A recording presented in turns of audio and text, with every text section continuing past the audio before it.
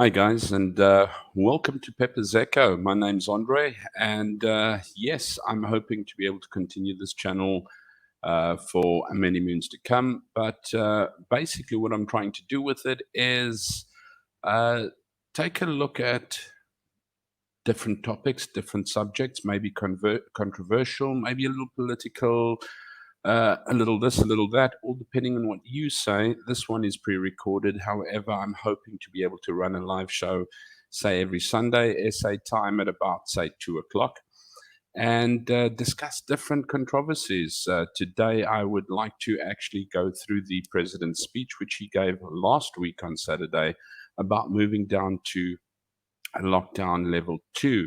And there's a few things that I have a question about on there. I don't not take COVID seriously. I do understand that it has killed people, but I just question the fact, uh, how has the ANC actually handled COVID, and to what advantage have they had COVID play to them as such? Once again, it is my humble opinion, and I have not gone into huge research. Hence, the reason I take my perspective from the man in the street, the average man that is asking an average question, that is wanting to know or assuming at the answers that are given. I'd like to suggest that if we're going to go deeper, or if you're wanting to know a little bit more, I would definitely suggest bumping over to channels like Ronaldo Gous, Morning Shot with Ramon Cabernac, and even Germ from Germ Warfare, which are really, really interesting channels to watch. And I will link them below as well for you to be able to go to. I'd like to also address a few other issues, such as apartheid. Many people are wishing to go back to apartheid. But is it the actual loss of life? Is it the quality of life, the deterioration of humanity, the inhumane ways in which people were treated? Or what reason are they wanting to go back there for? I'd like to take a look at our national anthem. Yay or nay? Our flag, should it be banned? Why is it banned? Is it an ugly flag? The old one, obviously. The new one, is it beautiful? Isn't it beautiful? Who do we like? What happens? I'd like to actually get all your opinions on that. And I'm hoping that you will be able to give me a little bit of feedback into the subjects that you would want to be able to discuss. And once again, I am asking the everyday man in the street to talk to me about this. And if I can get people onto the show to be able to give us a little bit more insight, that will be fantastic. I'm really, really hoping to be able to do that too. So hopefully weekly we can give it a shot at about 2 o'clock SA time. I am not in SA. I'm about 5 hours ahead of SA. I have been in SA all my life except for this last year and a half. So I have lived it as well.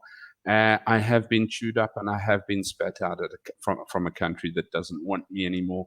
But it is a country that hopefully might be home one day again. I don't know. Your opinion would count on this.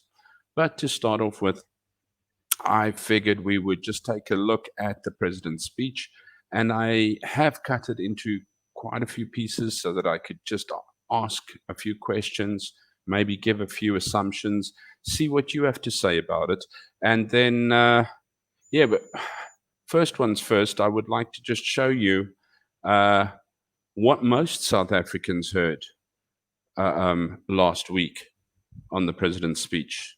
Let's take a listen and see.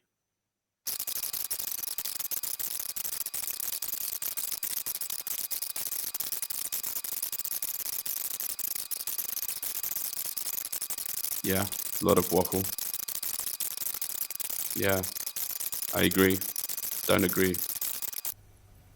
Restrictions on the sale of tobacco will be lifted. The suspension of the sale of alcohol will be lifted.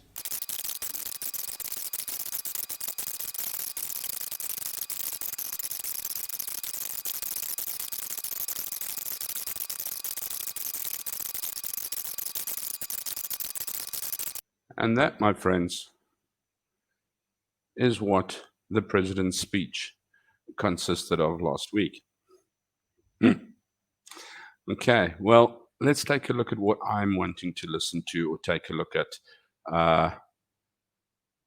or ask questions on this week about the president's speeches, what he has put it last week. Let's hear you out. A situation that has demanded an extraordinary response and much sacrifice.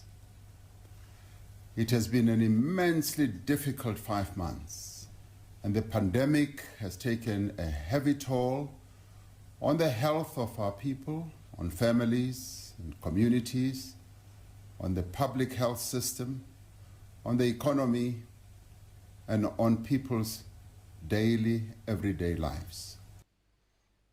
What pandemic are we talking about? The COVID-19 pandemic?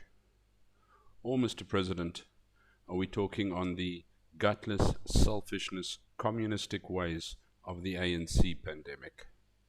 Just a question. During this difficult period, what all of us have longed for as South Africans, most of all, is to be healthy, restore our livelihoods, and rebuild our economy. As of today, 11,667 people are confirmed to have died from COVID-19 in South Africa. Although your initial projection for your democratic, or should I say dictatorship lockdown was 350,000. That means you would need to adjust your scales by about 338,000. And that's stating that that is the true figure, because there are many people who have complained, of which 2 were publicized, where 1 man had died of diabetes and 1 of cancer, and on their death certificates COVID-19 was written as the cause of death, questioned on it because higher powers had stated that. Please. We continue to mourn each and every one who has passed away, and the many more that we do not yet have any knowledge about. Well, let me jog your knowledge a little of the many more that have been killed. A dog walker in Cape Town hung himself because his last little bit of dignity, his last hope, his last light, his only income of walking dogs was not allowed due to your dictatorship. Do you call it collateral damage, Mr. President? It is now clear that had we not acted as swiftly and as decisively as we did, and had we not taken the threat as seriously as we did, far more lives would have been lost. Really? Really? Was it far less pockets would have been greased? This COVID-19 came to you on a plate. It was your step to communism, to dictate what can and what can't be done. If you'd actually used the first 4 to 6 weeks of lockdown to actually do what you were supposed to do, this country would have been saved, not only lives, but also trauma. But somehow, you and your cronies had different agendas. It remains our foremost concern in the weeks and months that lie ahead to continue to save lives. None of this would have been possible without all other frontline workers, police women and men, soldiers, traffic officials, as well as the volunteers who have given their time, their energy, and their resources, and who've been at the forefront of our national response. And we also say thank you to them. Why have you, almighty power, have had to rely on the goodness and the kindness, the hard work, blood, sweat, and tears of average, everyday citizens, church groups, companies, businesses to look after this country, to look after their people, while you greased your back pocket? Your police force or should I say services, I beg your pardon, were busy servicing the one person on the beachfront that was walking on the beach, the one person that was maybe mowing their lawn on their pavement, instead of looking where the problems were. We also pay tribute to our medical experts in various health institutions, such as the National Health Laboratory Service, the National Institute of Communicable Diseases, Medical Research Council, and the Ministerial Advisory Committee, who continue to play an invaluable role in our management of COVID-19. Ultimately, the progress we've made would not have been possible without the sacrifices made by you, the people of our country. Paid for by blood, sweat, tears, death, joblessness, loss of income, dignity, by the people, due to you, the ANC. It is you who have readily adapted to the restrictions around mask wearing, social distancing, good hygiene. In the process, you have helped to save lives. We saved lives. The people of the country saved lives, not you. But while there are indeed signs of hope, we cannot and must not let our guard down. As we continue to ease restrictions, the risk of infection does not diminish. In fact, the risk of infection becomes even greater as more people return to work, as they move about more and more, and as there are more opportunities for our people to interact with each other. So, you're blindly under the impression that people have work to return to, that there are opportunities for people. You've taken away every single thread of opportunity. You have absolutely gutted people from little strands of work that they had left to feed their families, but the opportunities that they will have to interact with each other. Please. I know that the last 5 months have been extraordinarily difficult for our nation and for each one of us. For everyone, this disease has meant the disruption of our daily lives.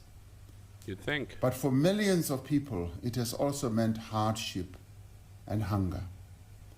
It has caused pain, anxiety, and despair that no person should ever have to endure.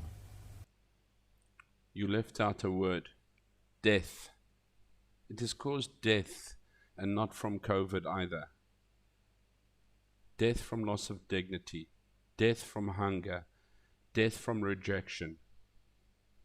This is how you treat people. This is what you see as success. You are very, very short-sighted, Mr. President. It has also required a careful balance between saving lives and protecting livelihoods, between a devastating epidemic and a deep recession. It has required difficult choices with far-reaching consequences. While the measures we have taken have resulted in great hardship, we know that the alternative of an uncontrolled surge of infections and a health system unable to cope would have been even more devastating. So your decision on who can buy what, where, when, how saved lives. You should have pulled that finger out of your butt and sorted out hospitals, Medicare, stopped greasing the back of your hand, checked your cronies, which should have been done long before there was even a pandemic that broke out. Please, don't tell me you saved. Therefore, the following changes will take place with effect from under level 2. All restrictions on interprovincial travel will be lifted. Accommodation, hospitality venues, and tours will be permitted according to approved protocols to ensure social distancing. Restaurants, bars, and taverns will be permitted to operate according to approved protocols as to times of operation and numbers of people. Restrictions on the sale of tobacco will be lifted. The suspension of the sale of alcohol will be lifted subject to certain restrictions. So all of a sudden you found that money is getting a little bit low. You know those lanes that you took, that you've paid out to all your buddies and your cronies? All of a sudden money is a bit thin, so now tobacco tax is okay. Now alcohol tax is okay. You've suddenly realized the billions that you've been losing out on them. Or is NDZ just a little bit afraid of being embarrassed in court with the cigarette case against her as well? How did that save lives? Alcohol will be permitted for on-site consumption in licensed establishments only up to 10 p.m. Liquor outlets will be allowed to sell alcohol for off-site consumption from Monday to Thursday during the hours of 9 a.m. to 5 p.m. only. Oh, now the virus keeps hours.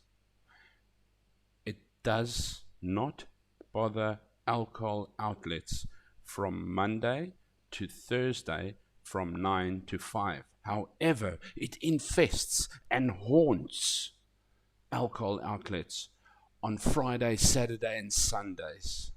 Now, I haven't got a problem you keep it closed on Sundays. In actual fact, I'm one for saying keep it closed on a Sunday, but that's my own personal opinion.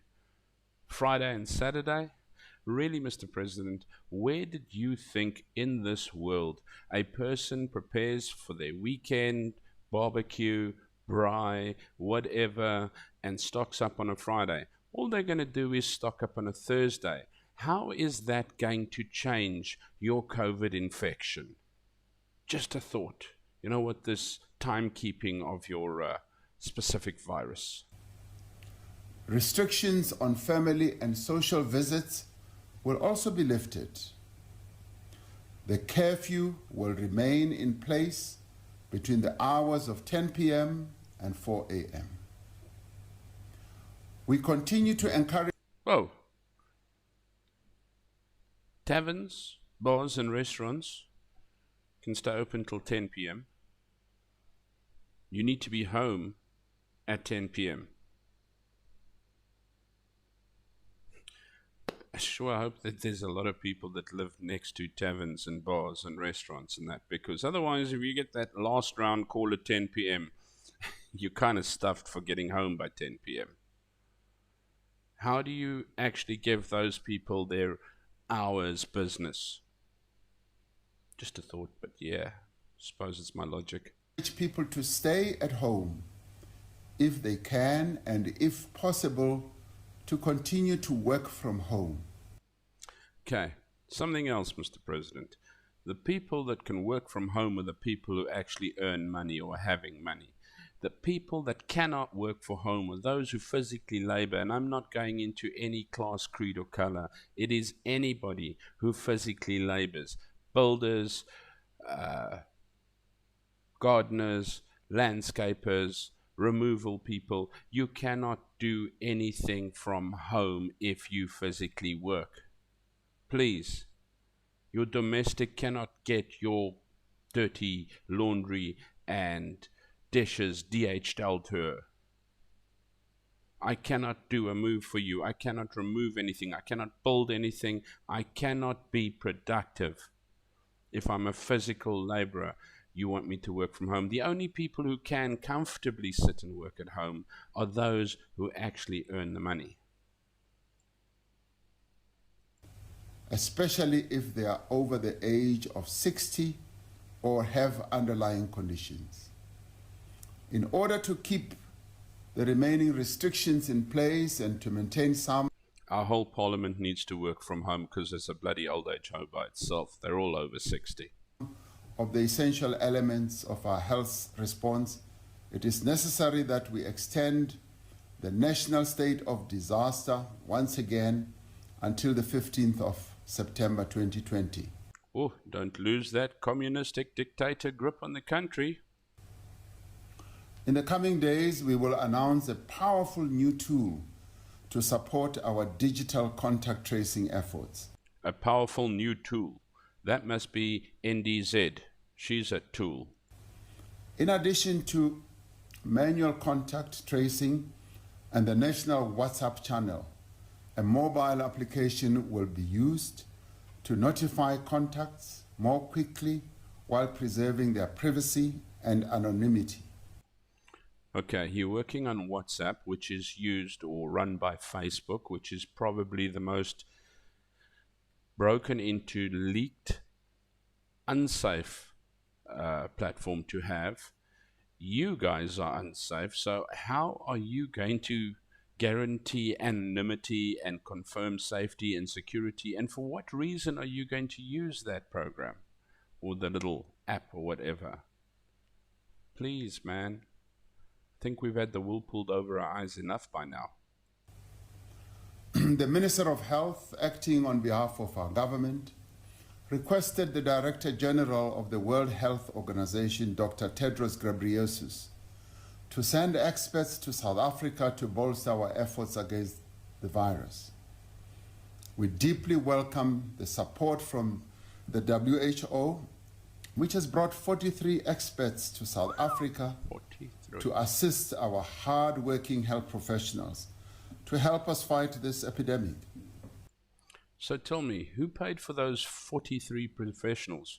Or did we do it in the same way that Namibia brought in their professionals from, say, Germany, that Zimbabwe brought their professionals in from, I don't know, Britain or States, that Zambia brought their professionals in, or Botswana brought their professionals in, or Mozambique brought their professionals in? Must have been paid. Oh, hang on. None of our neighboring countries have actually squandered money on bringing in bloody professionals. Whose arse are you kissing, Mr. President? Who's paying for those professionals? Seeing as your UIF fund isn't working properly, your business assistance isn't working properly, you're begging for money everywhere, you're squeezing the hand of your buddy with a good couple of notes in it, and your country's paying for professionals? They didn't come by donation, I'm sure. They are already providing help with regard to various analyses, infection control, incident management, and community engagement. We will also strengthen our efforts to ensure and enforce health and safety measures in the workplace, in retail stores, public transport, to protect workers and commuters and create a safe environment for businesses to operate. Okay, so we want to add health and safety measures and create a safe environment for commuters. Let me pull up one of those little cronies of yours called Fikile Mbalula. He shoves a taxi full of people, no social distancing, you can hardly breathe in the bloody thing, says, open the window 5 centimeters, the virus won't get in. And then you also get another buddy of yours, I think it's a kid of somebody's, if it's not yours, but we don't know, I'm not researched. So, and he puts in little air vents into the taxi as well. Makes a crap load of money from that, also one of your nice tenders, and says the virus won't go through that either. But don't worry, as long as we're 5 centimeters up and we jam-packed like sardines in the back of an unsafe can, it's safe. So where do we balance this? We're allowed to do that, but we can't do this, and yeah. While this crisis has brought us together as a nation, I sincerely doubt it's brought us together as a nation. If anything, it has ripped us apart. united against a common threat. The only thing that we are united against, and the threat that we are united against, is the ANC. We'll agree on that. It has also brought out some of the worst tendencies in our society. I'll agree on We that too. have witnessed the actions of some individuals who have sought to profit through corrupt means from this pandemic. Known fondly as members of parliament. We are taking decisive action to stop this. Yes, we have decided to appoint the corrupt members of parliament into a team to investigate themselves. Dear Matrix, now that you have written your exams, here are your exams. Please mark them and tell me if you've passed. You the man, buddy. And bring those responsible to book, and we will regularly update the nation on the progress that we are making transparently. If one man has taught me a true statement, it is you. The statement being, baffle them with bullshit, because that's all you churn out every time you address. We continue to grapple with the pandemic of violence against women. We are proceeding with the work to strengthen the response of the criminal justice system, to provide better support to survivors of gender-based violence and femicide, and most importantly, to intensify all prevention measures. Hang on a second. I'm all for prevention of violence against women, gender-based violence, anything like that. I am 100% against, and I agree 100% that we need to prevent that. How does that come into a lockdown speech? Has it increased due to the lockdown, due to your dictatorship of forbidding alcohol and tobacco? Is it a red herring or just a little fish that you're throwing everybody because you are busy going down the toilet so badly that your last little hope is, hi, I'm going to stop gender violence. I'm going to stop violence against females. Please still like me.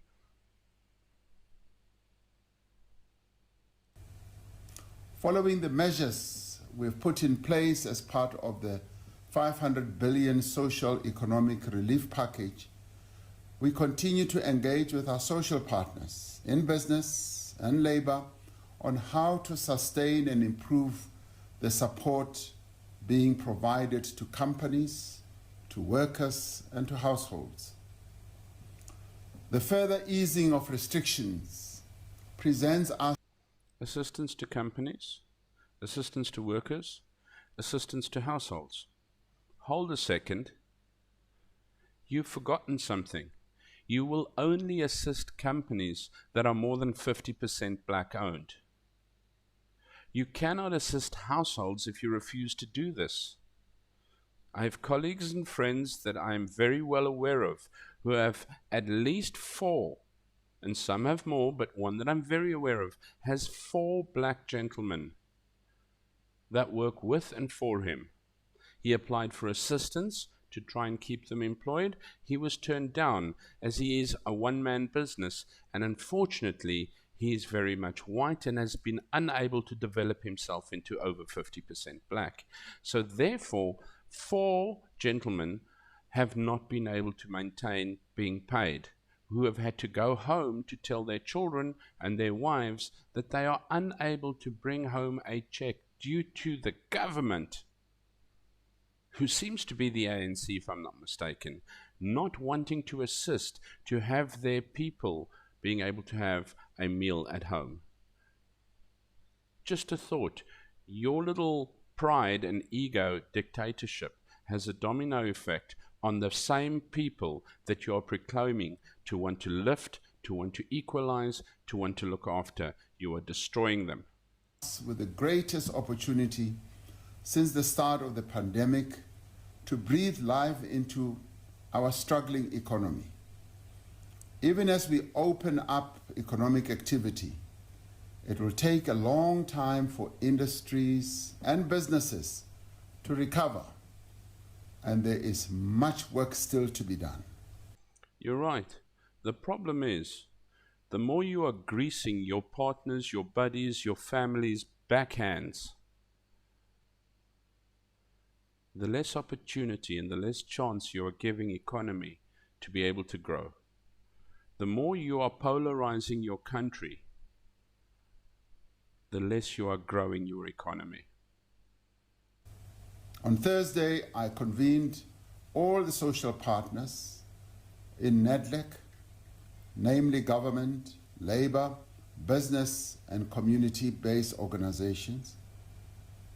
We are now working together on an urgent economic recovery program that places the protection and creation of employment at its center, focusing on infrastructure and a number of other sectors of our economy. We'll be making announcements on the outcome of this work in the next few weeks. We will use this moment not only to return South Africa to where it was before, but to transform our country to a more equal, more just, and more dynamic economy. You want to return the country to where it was before. Before when? Because before the pandemic, it was going down the toilet. And that was from you trying to create equal. Try and create a strong economy. Focus on that so that there can be equality in this country. So that there can be opportunity in this country. You are taking a pandemic and you're making it a communistic dictatorship, and you're enjoying every minute of it. And then you're claiming dumb. Right. So that is our chief in charge. Yeah, we're kind of hoping that there is light at the end of the tunnel. We're hoping that maybe something or somebody would come into power, that the country themselves will actually take note, because it's really, really a pathetic case. Once again, I state that I do not condone not taking care of COVID. I do realize that it is a pandemic, but I do realize as well that this has become an opportunity of greed for the ANC to hide behind as well. It used to be apartheid, which it still wants to, and I'm not condoning apartheid either, but now it's suddenly becoming a COVID problem as well. And if you don't believe me at all, just take a look at this. And I said I would rather be seen as the weak president than to split the ANC, because that is not my mission.